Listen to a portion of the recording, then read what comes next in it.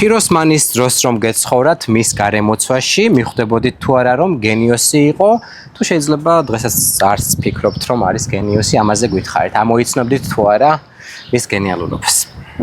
იცით, ესე ვარაუდით არ ვიცი ხა მაშინ როგორ ვფიქრებდი, მაგრამ ყოველთვის როცა თქვათ იმ დროს ეს პრიმიტივიზმის როცა დაარქვეს, თქვათ ეს აღმოჩნდა ძალიან საინტერესო, იმიტომ რომ იყო მაშინ ეს ფიგურატიული რეალიზმი იყო მაინც ძალიან და ალბათ მაშინ გაჩნდა ეს მისი საინტერესო ძალიან რა ვიცი დროს გააჩნია რა ხელოვანი როდის რას გააკეთებს იმის გამო არის თქვათ იგივე ეს კონცეპტუალური ხელოვნება აბსტრაქცია რატო იყო საინტერესო როცა გაჩნდა ეხლა როცა უკვე ბევრი წლების მერე დეკადების მერე კიდე იმეორებენ უკვე შეიძლება აღარ იყოს მაგრამ იმ დროს როცა თქვათ ესეთი ეს აღმოჩნდა ძალიან უნიკალური ამიტომაც